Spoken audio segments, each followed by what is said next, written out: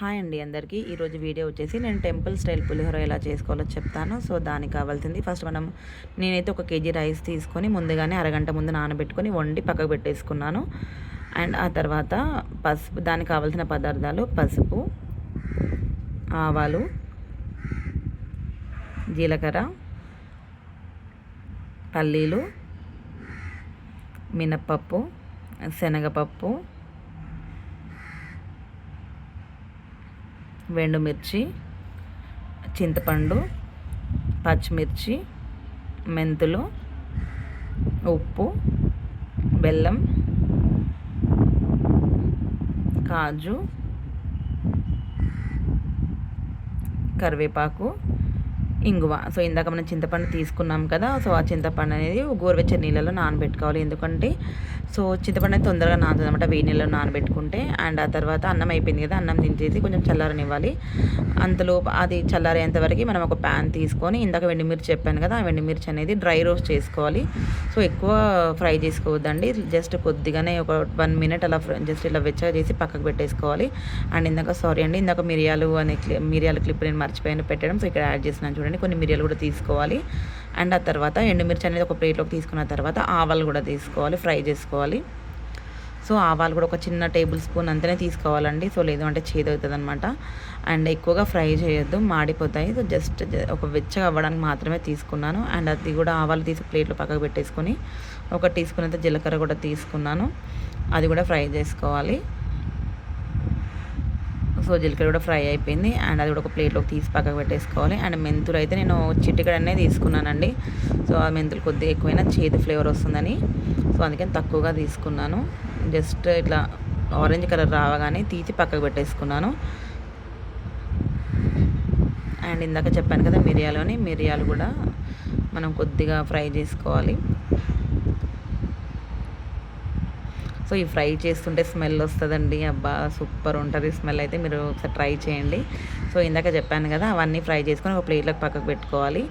ఇందులో ఏమేమైనా చెప్తాను: ఎండుమిర్చి, జీలకర్ర, మెంతులు, ఆవాలు అండ్ మిరియాలు, ఇవన్నీ డ్రై రోస్ట్ చేసుకొని పక్కకు చల్లరనివ్వాలి. ఒక 5 నిమిషాలు ఫ్యాన్ కింద పెట్టేసుకోవాలి. అండ్ అది చల్లగా అయిన తర్వాత మిక్సీ జార్లో వేసుకొని మెత్తగా పౌడర్ చేసి పక్కకు పెట్టుకోవాలన్నమాట. సో బరక కాకుండా చాలా మెత్తగా చేసుకోవాలండి. సో ఆ తర్వాత ఒక ప్యాన్, ఇందాక మనం డ్రై రోస్ట్ చేసుకున్నాం కదా, అదే ప్యాన్లో కొంచెం అంత ఆయిల్ వేసుకొని, ఆయిల్ అనేది హీట్ అవ్వాలి. సో ఆయిల్ హీట్ అయిన తర్వాత పల్లీలు మనం వేసుకొని ఫ్రై చేసుకోవాలి. సో పల్లీలు అండ్ జీడిపప్పు ముందుగానే ఫ్రై చేసి పక్కకు పెట్టుకోవాలి. ఎందుకంటే మనము తాలింపులో వేసామనుకో మెత్తగా అయిపోతాయి అన్నమాట, సో క్రిస్పీగా ఉండవు. సో అందుకని నేను కాజు అండ్ పల్లీలు ముందుగానే ఫ్రై చేసి పక్కకు పెట్టుకోవాలి. ఇందాక వండుకున్నాం కదా రైస్ని, ఆ రైస్ అనేది చల్లారనివ్వాలి. సో చల్లగైన తర్వాత అండ్ నెక్స్ట్ ఒక కడాయి తీసుకున్నాను, ఆ కడాయిలో ఆయిల్ వేసుకోవాలి. సో నేనైతే కొంచెం ఎక్కువగానే వేసుకున్నాను, ఎందుకంటే కొంచెం పులిహోరలో కొంచెం ఆయిల్ ఎక్కువ ఉంటేనే టేస్ట్ ఉంటుంది అనమాట. సో అందుకే కొద్దిగా ఎక్కువ తీసుకున్నాను.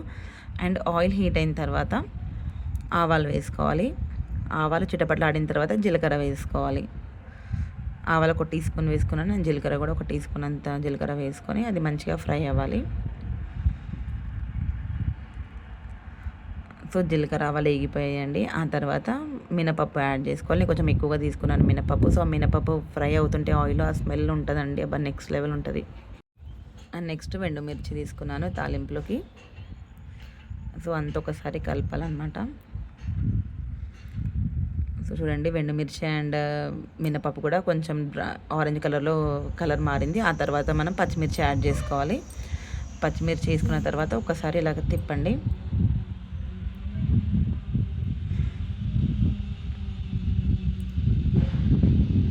సో పచ్చిమిర్చి కూడా వేగిపోయింది. ఆ తర్వాత కొంచెం అంతా పసుపు వేసుకోవాలి. సో నేను పసుపు కొంచెం తక్కువగానే వేసుకున్నానండి, ఎందుకంటే రైస్ మరి ఎక్కువ పచ్చగా కనిపిస్తుందని. సో నేను తక్కువగా వేసుకున్నాను. అండ్ ఆ తర్వాత కరివేపాకు యాడ్ చేసుకున్నాను. సో కరివేపాకు ఎప్పుడైనా ఫ్రెష్ తీసుకోండి, ఎందుకంటే ఫ్రెష్ తీసుకుంటే చాలా మంచి స్మెల్ వస్తుంది అనమాట కరివేపాకు వేయగానే. సో ఒకసారి కలిపిన తర్వాత ఇందాక నానబెట్టుకున్నాం కదా చింతపండు, సో ఆ చింతపండు గుజ్జు అనేది మంచిగా గట్టిగా మెత్తగా పీసుకొని మనం స్ట్రైనర్ ఉంటుంది కదా, స్ట్రైనర్లోకి వేసుకొని గుజ్జంతా దాంట్లోకి వేసుకోవాలన్నమాట తాలింపులోకి.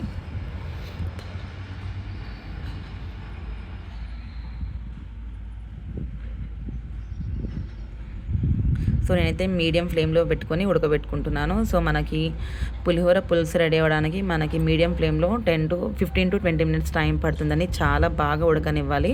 సో ఎలా అంటే మనకి ఆయిల్ ఒకవైపు అండ్ గుజ్జు ఒకవైపు ఇలా సపరేట్ అవుతుందన్నమాట. ఇలా మనం స్పూన్తో చెంచాతో పట్టుకుంటే సో పైన ఆయిల్, కింద చింతపండు గుజ్జు కనిపిస్తుంది. సో అప్పటి వరకు ఉడకబెట్టుకోవాలన్నమాట.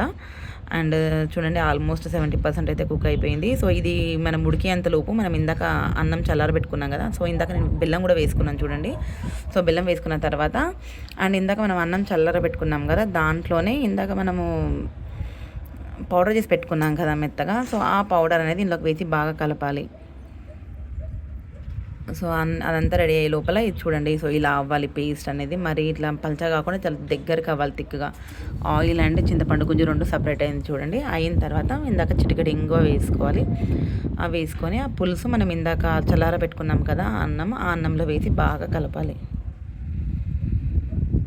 యాక్చువల్గా చేతితో కలిపితే చాలా టేస్ట్ ఉంటుంది పులిహోర, కానీ నాది అన్నం చాలా వేడిగా ఉండే అనమాట. సో అందుకే నేను స్పూన్తోనే కలిపాను. సో రెడీ అయిపోయిందండి. అసలు ఎంత టేస్ట్ ఉందంటే అసలు నెక్స్ట్ లెవెల్ ఉందండి టేస్ట్. అసలు చాలా బాగుంది. మీరు డెఫినెట్గా ట్రై చేయండి. చూడండి వేడి వేడి temple style pulihora ready. And ఇందాక నేను ఫ్రై చేసి పెట్టుకున్నాను కదా పల్లీలు అండ్ కాజు కూడా దీనిపైన వేసేసుకున్నాను అనమాట.